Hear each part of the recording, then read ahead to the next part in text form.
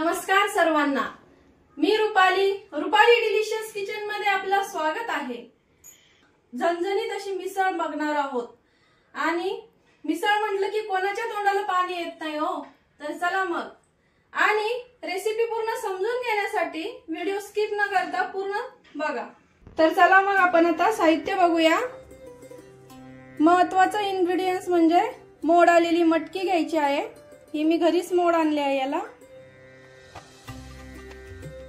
सुका खोबरं घेतलंय छोटी वाटी, एक छोटा मीडियम साइजचा कांदा घेतलाय, मीडियम साइजचा टोमॅटो, कोथिंबीर, कढीपत्ता, लसूण, अर्धा इंच आलं, फोडणीसाठी आपल्याला मोहरी, जिरं लागणार आहे आणि हा आमचा घरगुती लाल मसाला आहे।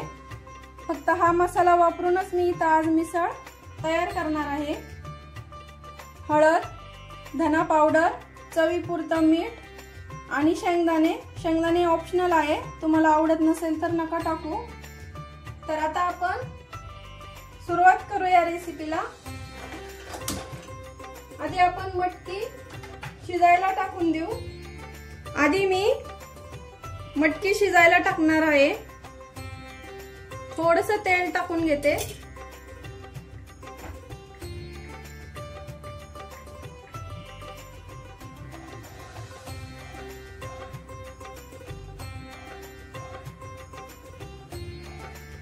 तेल गरम झालं की त्यामध्ये आपल्याला थोडंसं जिरं घालायचं आहे। गॅस कमी करते मी फोडणीला। पाव चमचा हळद टाकायची आहे आणि लगेचच आपल्याला ही मटकी टाकून घ्यायची आहे मोड आलेली।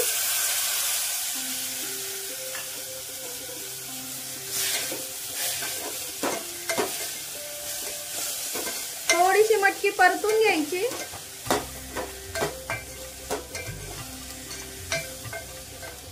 गॅस फुल करते पुन्हा। इथे आता मी पाणी टाकून घेत आहे। तुम्हाला किती मिसळ बनवायची आहे त्यानुसार तुम्ही पाणी टाका।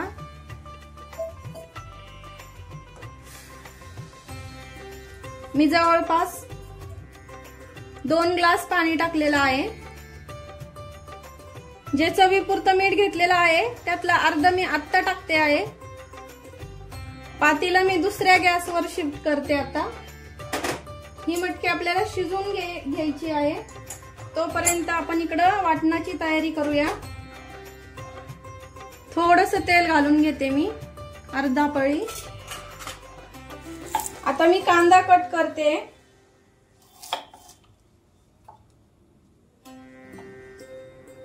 या प्रकारे कांदा कट करून घ्यायचा आहे सर्व, म्हणजे पटकन परततो।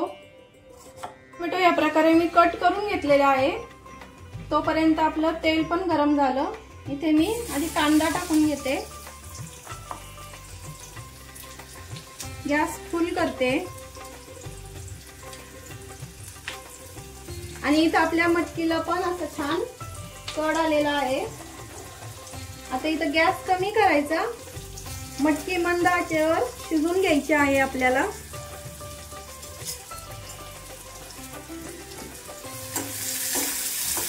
आपला आता ब्राऊन रंगावर थोडासा आलेला आहे।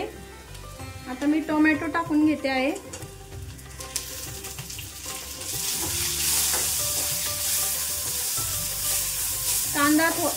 टोमॅटो थोडासा मऊ होऊ द्यायचा आहे।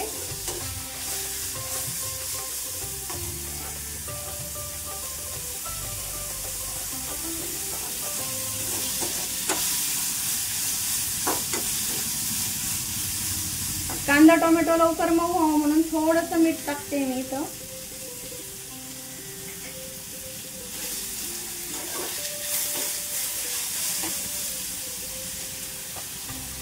आता सुकं खोबरं टाकते। आपला टोमॅटो मऊ झालेला आहे। अर्धा इंच आलं घेतलंय, हे टाकते। लसणाच्या पाकळ्या टाकून घेते।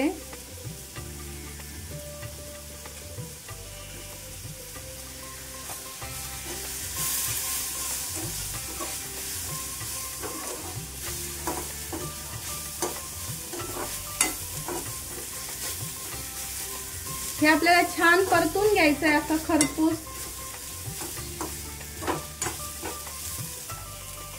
मीडियम गॅसवरच परतायचं आहे सगळे।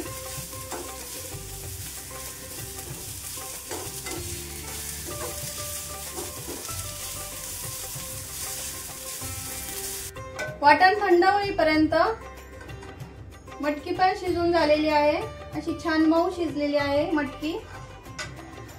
आता पुढची प्रोसेस करूया। कढईमध्ये जे वाटणाचे जे साहित्य भाजून घेतले त्यातच करत आहे मी।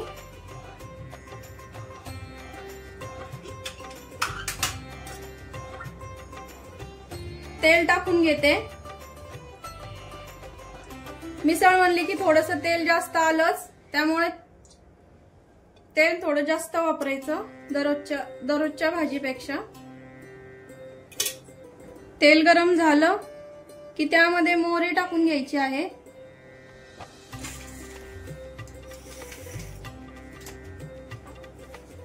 पाव चमचा मोहरी टाकायची। अर्धा चमचा जिरा टाकायचं। गॅस कमी करते इथे मी आता।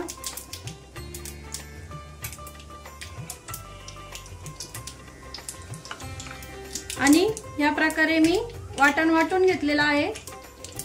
एकदम बारीक वाटण वाटायचं आहे। आता हे पण मी इथं टाकून घेते।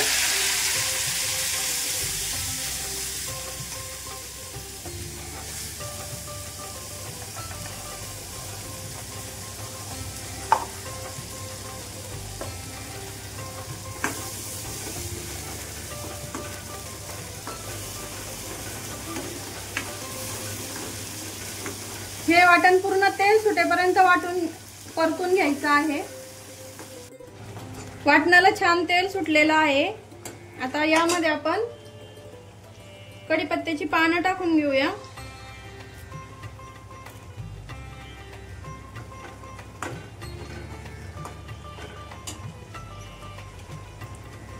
हा आमचा घरगुती लाल मसाला आहे। हा 1.5 चमचा टाकते मी इथं। अर्धा चमचा धना पावडर। मटकी शिजताना आपण हळद टाकली त्यामुळे थोडीशी हळद टाकायची आता। आणि थोडीशी कोथिंबीर टाकायची आहे फोडणीमध्ये। आता मसाले पण छान परतून घ्यायचे आपल्याला।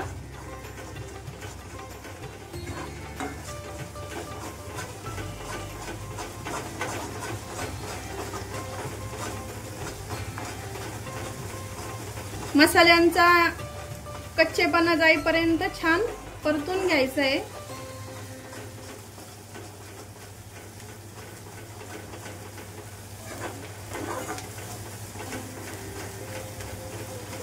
मसाले छान परतून झाले।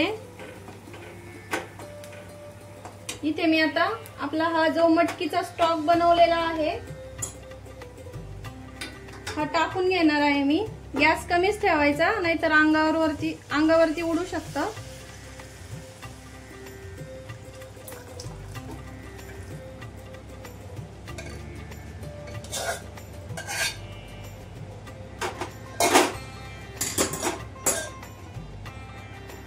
बघू शकता किती छान तरी आली आहे। मला अजून रस्सा थोडा घट्ट वाटतोय, मी पाणी टाकून घेते थोडंसं। आणि आता शेंगदाणे टाकते यामध्ये, ते पण छान शिजतील कटासोबत। आणि चवीपुरतं जे मीठ ठेवलेलं होतं ते आता मी इथं टाकून घेणार आहे।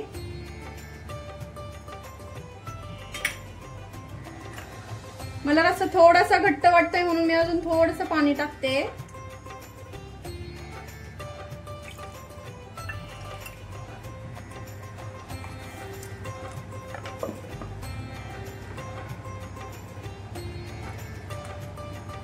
फक्त घरगुती लाल मसाला वापरून मी ही मिसळ केलेली आहे। बघू शकता किती सुंदर रंग आलाय। आणि रश्श्याला पण असा काळपटसर रंग वगैरे काय आलेला नाहीये। बघू शकता किती छान रंग आलाय पूर्ण। मिसळलाच. आता 10 ते 15 मिनिटं झाकण न ठेवता उकळून घ्यायची आपल्याला आता मिसळ. बघू शकता किती अशी छान झणझणीत अशी मिसळ आपली तयार झालेली आहे. तर्री तर बघा किती छान आलेली आहे. तुम्हाला पण बघून तोंडाला पाणी आलं ना, तर चला मग आता आपण सर्व करूया. चला मग मी आता सर्व करून घेते. आधी मटकी घ्यायची.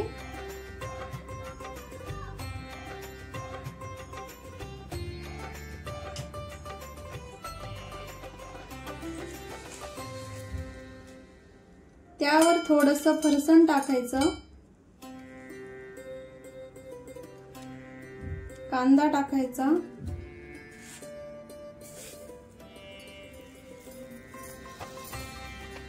बारीक शेव टाकायची.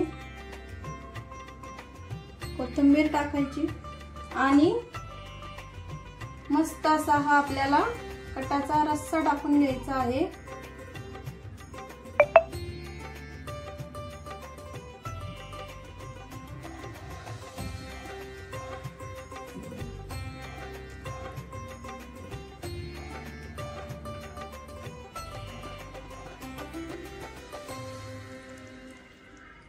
आणि त्यावर असा मस्त अशी सगळ्यात शेवटी अशी मस्त आले कटावरची अशी तर्री टाकायची आहे. बघू शकता किती सुंदर दिसते आणि छान दिसते. तुम्ही पण करून बघा अशी. इथं आपली झणझणीत मिसळ तयार झालेली आहे. इथे मी कुठलाही असा बाहेरचा मसाला नाही वापरलेला आणि घरगुती लाल मसाल्यापासूनच अशी छान झणझणीत अशी मिसळ तयार केलेली आहे. माझ्या मिसळ पावची रेसिपी तुम्हाला कशी वाटली कमेंट करून नक्की सांगा. माझी रेसिपी नक्की ट्राय करा, कारण घरचं जेवण हे खरंच स्वादिष्ट असतं. माझ्या चॅनलला लाईक करा, शेअर करा, सबस्क्राईब करा आणि कमेंट करायला विसरू नका का माझी रेसिपी कशी वाटली. आणि अशाच नवीन झणझणीत आणि चमचमीत रेसिपी सोबत पुन्हा भेटूया. तोपर्यंत बाय बाय.